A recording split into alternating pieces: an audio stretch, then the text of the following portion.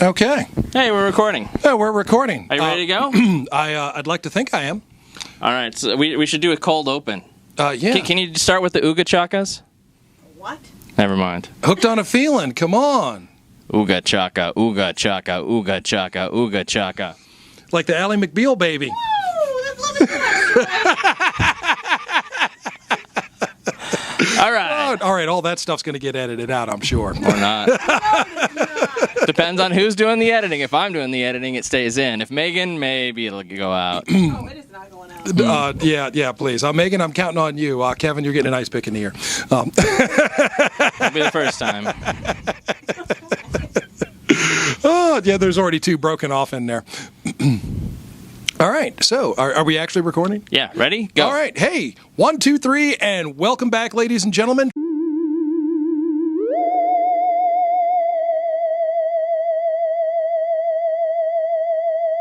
Troy David Phillips here, Flashback Comics, and with me is my special guest, Kevin Goswan. Special guest. Don't I at least rate co-host by now? I thought you were special. Thanks.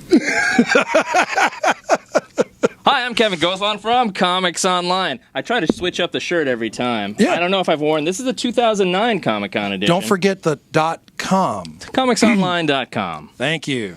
My God, I got to tell you how to advertise your own. I your own know. site. They can, really? but you know, much like Flashback Comics and Games, we can be found pretty much anywhere on the internet, from Facebook and Twitter, Instagram, YouTube, everywhere. Yeah, Apple iTunes. Yeah, you know what? You can also find Flashback Comics on Smoketown Road, right beside the Boston Market.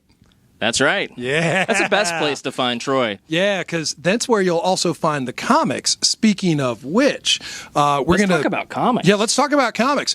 We have some comics from last week. Mr. Goswan here was at San Diego Comic-Con, so we didn't actually shoot a shot last week. I was here at the store, but I was busy selling comics to people. So we're going to mix it up a little bit with some of last week's books and some of this week's books. We've got a few things we want to spotlight and drop on you. Let's get going with that, Kevin. Sounds good. You want me to start? Sure. Since you were gone, why don't you kick it off there? All right. The first thing that caught my eye, I'm not. No, is this week or last week? This is this week. We've got Usagi Yojimbo, and this is a limited series here called Senso, issue 1 of 6 from Dark Horse Comics. And good old Stan Sakai has been having a hard time with his family lately, and so I want to support him in any way I can, including buying his book, because it's always been good since, gosh, how long has this been going on? 20 years or so? Oh, geez, stop counting. Maybe even longer. I remember when it was a lead feature in Critters. Oh God. yeah. Fantagraphics. Yeah. We could take it there. Remember the oh my Lord, there were the crossovers. Usagi spun out with the it was the Turtles, wasn't it? Yeah, he ended up in the Turtles in an early run. Yeah. Well, I mean, there were crossovers because Cerebus also crossed over with the Turtles at one point. Yeah. Cerebus crossed over with Spawn. Who didn't Cerebus cross over with? But Usagi Yojimbo. I mean, it's amazing. My son actually has an autographed Usagi Yojimbo action figure, and he's working on completing a series. He's actually getting closer and closer to it. It's hard to find some of those earlier issues, though. Definitely. But it's not hard to find Usagi Yojimbo. Senso, number 1 of 6? One of six. One of six. So you can come on out here to Flashback Comics, and Troy will point you exactly where to find it. I might even come from behind the counter and run over to the shelf and pull one down and hand it to you. Okay. So I do that. That's a thing. What do you got for your first pick this week? Okay. I was actually going to save this for last to kind of break up the monotony of what I did pick out, but I can't help it. I'm talking about Captain Victory and the Galactic Rangers. For those who are long-timers like myself, Captain Victory was a character created by Jack Kirby back in the Pacific Comics days. Wow. You might remember Captain Victory. You might remember Silver Star. Well, Captain Victory is back. He had a brief life over at Dynamite Entertainment, actually, and here he is again, Dynamite Entertainment. It was the Kirby Genesis series. Okay. They had brought back Captain Victory. They brought back Silver Star. They did the Dragon Riders. It was incredible stuff. Yeah, I don't recall, but that's a hell of a cover. I'm interested to leaf through it. Yes, Joe indeed. Casey. Joe Casey on the writing chores. So Kind of can't lose. So good. Yes, I'm just getting drawn in. The original series, very much Jack Kirby, very much epic science fiction, very much that sort of epic, square-jawed, strong-bodied hero. And what they did with Kirby Genesis was bring together a lot of the Kirby. They were Kirby ideas that didn't get to be fully realized because the series weren't very long lasting. So this looks like they're going to try to spin it forward a little bit more. I'm seeing some differences in the stylings from the earlier series, but I'm still excited about it nevertheless. Still a lot of love out in the comics world for the works of Jack Kirby, whether it's his work in the Fourth World with Darkseid and Orion and the New Gods, whether, of course, it's the classic Marvel stuff, Fantastic Four, the Hulk, Thor. People love these characters. They love the concepts. It's moving forward. Come get this. Captain Victory and the Galactic Rangers. interesting. I'm going to have to check it out. Yes, indeed. So my next thing, as you mentioned, I just got back from Comic-Con. And who did I meet there? Well, this guy. I met Batman, Adam West, and Robin, Burt Ward, as well as Julie Newmar. The sexiest octogenarian that may have ever been. That woman is just amazing. You're like, how are you 100 years old? Really, she's 80, but how are you, super old to me, compared with me? Sorry, old people. Megan's cracking up in the background. But she's just amazing. Like, everything that she says is like, oh my God, that's like, wow. She's amazing. Anyway, Batman and Green Hornet. Adam West and the Green Hornet, of course. That was Van Williams. Van Williams. Burt Ward was Robin, and of course Bruce Lee was Kato. Hell of a cover here. Absolutely. Well, Alex Ross has been capturing the spirit of the 1966 Batman and Green Hornet. The series. I don't know. I think you're behind a couple of months on this. I am. The series actually does follow the original crossover from the television series. So rather than retread that particular pair of episodes, this takes place as if it were happening afterwards of all that. So they meet again. Yes, they meet again. Batman is still thinking the Green Hornet is a criminal, which is part of the Green Hornet motif. That's part of his disguise. He's a criminal who's actually really bringing down criminals. He's really working on the underworld of his city. And he and Kato keep that disguise going. They keep that motif rolling. So before there was Dexter, never mind. Whole nother thing. Yes. The San Diego police chief came and coined Adam West and said, hey, we really appreciate your work, Batman, but we want you to keep Comic-Con in San Diego. I don't know if he can do it. That's a tall order, but I hope he is successful once again. And by the way, 11/11, folks can get the entire Batman 66 on Blu-ray for the first time. On DVD, on disc, you can finally get it legally rather than somebody's bootleg VHS copy. Don't support piracy, people. It's bad. Get it legally. Piracy bad. Piracy is bad. That's what I learned from Metallica. What's your next one? Okay. I've got a string of Marvel titles here because I'm super excited about the kinds of things that Marvel is doing right now. There are some big stories in the works for Marvel. Look for stuff that they're going to be doing in October and November, but I'm not going to talk about October and November right now. What I am going to talk about first, Thor and Loki, the 10th Realm. This is the third issue in the series, which brings us to the secret that Odin had been keeping. There are traditionally, we believe that there are 9 worlds in the cosmology of Asgard. It turns out that there was a 10th world that Odin severed from the other 9. And it turns out that Thor and Loki have a sort of foster sister. And that foster sister is none the less than Angela. None other. So Angela, disconnected from whatever universe she came from at the end of Age of Ultron, here it is now, her Marvel origins being revealed.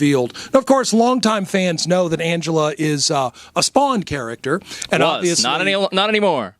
She comes out of that universe completely disconnected. She can't be tied to that old continuity. Marvel has found a way to make her part of a greater cosmology here, and she's been an interesting character thus far in the pages of Guardians of the Galaxy, but I think that this is going to tie her into the Thor continuity and give us another, give us another good supporting character in the greater Thor kind of cosmology. Well, and then after October, November, there's the next arc. I don't know if you've read about this, but the next arc is going to be the 11th realm, where they're going to go into the Spider-Ham realm. It's going to be great. Look forward to that. Oh, my goodness. For people interested in the Spider-Ham continuity, you should be checking out Ultimate FF. Seriously? That's what you should be looking at. Are they showing up? Yes. I love it. Absolutely. What you got for me? I love Marvel. Marvel's my favorite. No maybe. And I noticed that this is from last week. Troy informs me that this is something that I missed out on last week, Uncanny X-Men, and I'm an old Dazzler fan, from back in her disco days. I was a little kid, of course, but I enjoyed it, and here we are with Dazzler a little bit torn up and pissed off. Well, she has reason to be. She had been captured and held hostage, or held prisoner, rather, by Mystique. Mystique using Dazzler's identity to infiltrate S.H.I.E.L.D. and bedevil the X-Men. Dazzler would like a pound of that flesh back now. Oh, nice. There are big things going on in the Uncanny X-Men. Some of this is still fallout from AVX. We saw the Avengers versus X-Men, where we saw the death of Professor Xavier and the schism in the team, the animosity between big guns of the X-Men, Cyclops and Wolverine. And these wounds are not going to be healed quickly. There are things going on right now that involve that involve the last will and testament of Charles Xavier. And as following with the original Sin storyline, Charles Xavier apparently also had a real big secret. I won't ruin it for Kevin's benefit here. He's got a big stack of comics he's got to get from me, so he'll get caught up on that. But Uncanny X-Men number 24. You want to come get that? Oh, man. I'm going to have to get that too, aren't I? Yes, you are. Oh, no. Well, I kind of look forward to it. You know what? I love my Marvel stuff. X-Men, Avengers, I love it all. Oh, well then, in that case, let me drop this on you, Big Kev. All right. Original Sin, Hulk versus Iron Man. This is, yes indeed, it's a thing, Kevin, it's a thing. Issue number 4, Hulk versus Iron Man. Okay. As we know, Tony Stark, at his inception, before he became Iron Man, was a defense contractor. He built weapons for the United States military. Bruce Banner was a chief scientist on the Gamma Bomb Project. This story, a little bit of background here. The Incredible Hulk came out in 1962, but Tony Stark, Iron Man, hadn't actually appeared in Tales of Suspense until 1963. It was impossible for the two characters to have met at that time. With a little bit of creative retroactive continuity, however, and this is actually good retrocon. I'm ordinarily not a big fan, but this is good. It makes perfect sense for Tony Stark to have intercourse with Bruce Banner in terms of building that bomb. It's perfectly logical for them to interact on this weapon that is being sold to the United States Air Force. Bruce Banner is emotionally repressed. He's not always the most confident individual. He's kind of soft-spoken. General Ross called him a milksop, which was an insult at the time. Tony Stark, on the other hand, is much more dynamic. He's much more of everybody's friend. Hey, General Ross, how do you like those golf clubs I invented for you?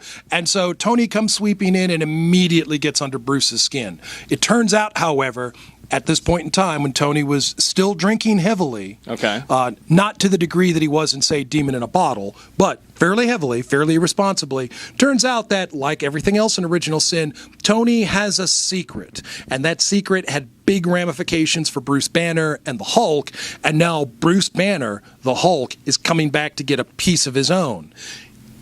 In the pages of the Incredible Hulk, now you hadn't been reading Hulk. I'm putting 2 and 2 together here, and that sounds like wow. So in the Hulk story, Bruce Banner was shot in his Banner form and suffered some serious brain damage. Tony's brother, Arno Stark, has given Bruce Extremis to enhance the healing of his brain. Well, the Extremis is actually making the Hulk smarter in his Hulk form, as well as repairing Bruce's brain. So now Tony has to think twice as fast to outthink an angry, smart Hulk who's coming with questions that Tony's not fully prepared to answer yet. Oh. So we're talking just a smarter Brute or a fully Banner Hulk? No, a much smarter Brute. He's still got that enhanced rage, which means the enhanced strength, but yeah, that's a thing. Ooh. So guess what you just added to your pile? Mrs. Ghostswan, I'm so sorry. I truly am. I. So, my next one. This is good. This is good. So, a couple of years ago, I went and brought my big IDW Thor.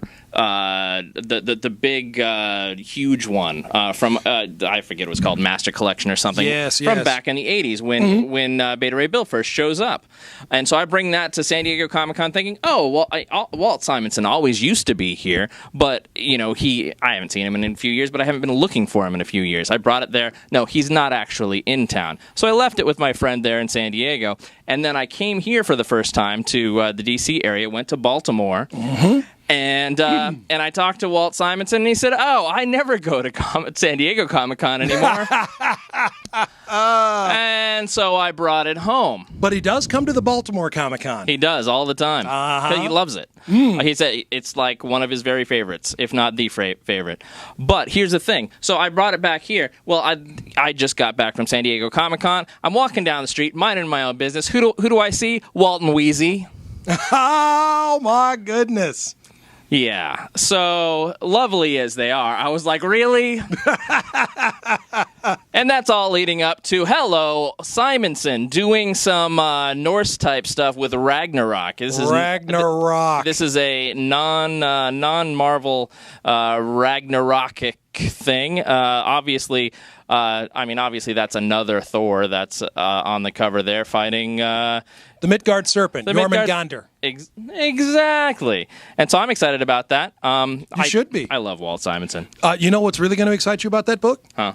The story actually takes place after Ragnarök, after the fall of the gods. Oh. There are some flashbacks, and you do get that really awesome Simonson-y, epic Asgard. Oh, yeah, that's a thing. You know what? I think Walt Simonson is probably my favorite artist of all time. Like, he is definitely up in my top 10. Probably my favorite, and I've always said that if I ever get around to financing my own book, I've got to hire him to draw it because he's just perfect for it. Did you also know that Walt Simonson is a very talented letterer? Yeah, well, he lettered all of his own Thor stuff. I was first exposed to Walt Simonson's work in the pages of Weird Worlds. It was Howard Chaykin's Iron Wolf. Okay. Walt Simonson was the letterer in that series. It was the 1970s. Richard Nixon was president. Man, you're old. Lettering is was my only ever pro comic book gig. I've never drawn anything, never written anything that I was paid for, but lettering, I was actually a professional letterer one year. I'm not a professional anything in comics, although I bet you Bob Wayne would pay me if I'd leave him alone. So what's your next one, Troy? My next pick. Okay. I went Thursday night to the 10 o'clock showing of Guardians of the Galaxy, and let me tell you what, this movie was amazing. Amazing. No spoilers, I promise. If you have not yet seen it, let me encourage you to run out and see it. You've seen the trailers, you've seen the commercials. The actual movie is not really showcased to its best effort in the actual trailers. It is a wonderful piece. It's a science fiction epic. It does have heart, it does have drama, and it does have comedy.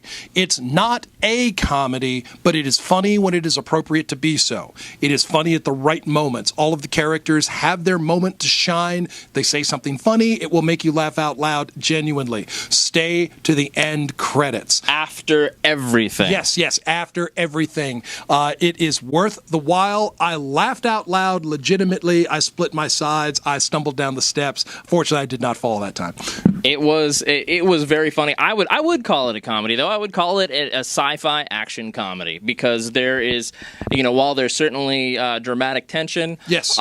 It's there's comedic release pretty much all throughout. I feel like the comedic relief was definitely.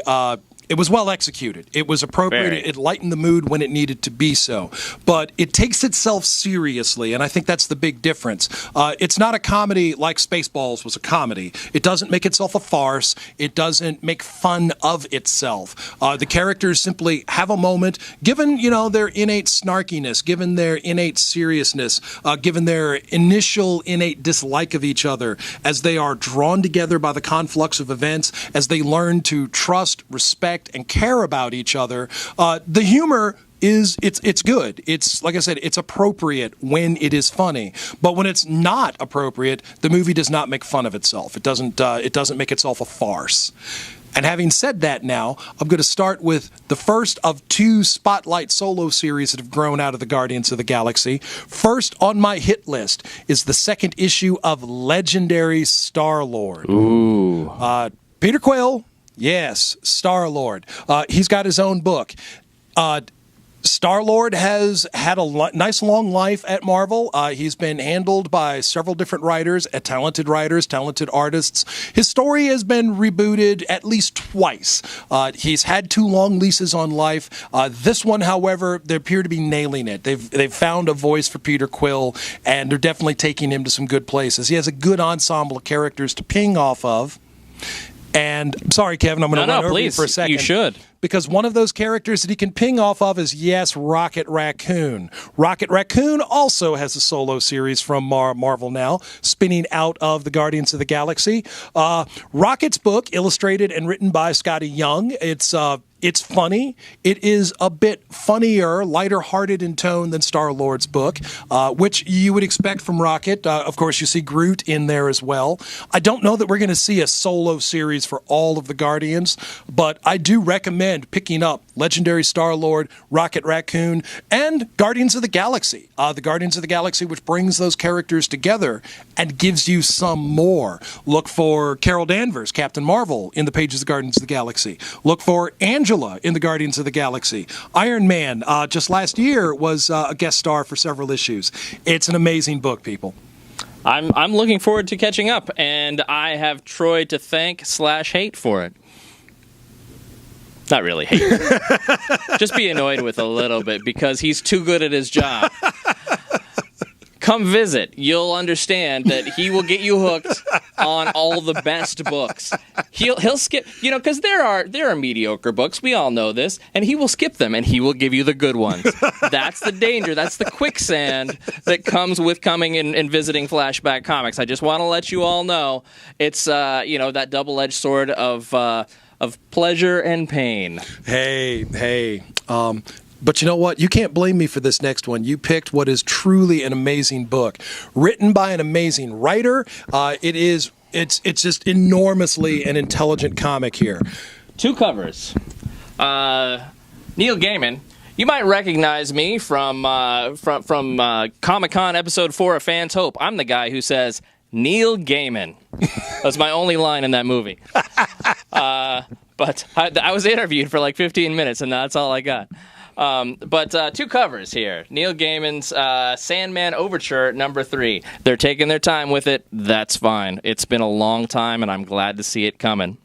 From the very first, and I actually I had missed out on Sandman during its initial run. I came back and picked up trade paperbacks during my 11-year comic hiatus. And reading the 10 trades in a row, I have to say this is amazingly intelligently written. I'm sure Neil is tired of hearing people say it, but it is brilliantly written. It blends together some very interesting characters. It blends together a lot of mythology and theology. It characterizes, all of the characters have personalities, and they develop and they grow. The walk-on characters serve a point. The series regular characters serve a point. He manages to bring in other aspects of the DC greater universe, like Destiny, for example, the original Sandman, Jack Kirby's character creation. He winds it all in, and he makes it work for himself, owns everything, takes us to the end, and then, bam, okay, we are at the conclusion of this series. But it's the end of a story that never truly ended, and now Sandman Overture. Up to issue 3 now, people. Get excited. It is taking its sweet time, but hey, it's good, so it's worth waiting for. It really is. Absolutely. So that's our new comics. That's our top 5 for this week. Yes, indeed. Welcome back, Kevin. By the way, good to see you. the trip didn't kill you. California can be a very dangerous place. I believe it is, in fact, the breeding ground of notorious killers of women and children. Oh wait, no, I'm sorry. That's Missouri. I'm not sure where he's going with that, but okay. Outlaw Josie Wales. All right. So, I was in Missouri previously. Anyway, I would like to invite you and, of course, all of our watchers and listeners here to go and visit Comics Online at all the aforementioned media outlets. Check us out on the Facebook and the Twitter, and, of course, ComicsOnline.com and everywhere else for all of our existing and upcoming coverage of San Diego Comic-Con. We've got a ton. So check it out. Yes, indeed. And, of course, I invite you to come into Flashback Comics, and I will happily show you these and other things.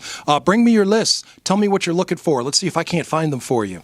Also, don't forget about the Baltimore Comic Con. There's a Comic Con in San Diego, yeah, but guess what? There's one on the East Coast here, too. And it may not have the proximity to Hollywood, but it's going to be amazing. And I'm going to be there. And I'm going to be there. I'm going to be a VIP. I will be the guy with the insufferable smile on his face for 3 solid days. It's going to be a good time. You should join us. Yes, it is. So, I think this is the part of the show where we stare into the camera and we tell people that they need to like us on Facebook. Like us on Facebook. Follow us on Twitter. Follow us on the Twitters. Subscribe to us on YouTube. And what's the other one? Instagram. Instagram. And Apple iTunes. And Apple iTunes. And what else we got? Well, we do have all of the things. FlashbackComicsandGaming.com. Is that our... Flashback Comics and Games. FlashbackComicsandGames.com. Email as well if you have questions. We'll draw the URL right down here. Look, right below this, you'll see it. You'll see it. It's right there. And all of the social media will be listed in the description with this video. Thank you, disembodied voice of Megan. Yes, yes. Doesn't she have an adorable disembodied voice? Yeah. We'll have her on again. Yes, indeed. I can't wait. All right. All right. Let's go get some dinner. Good night.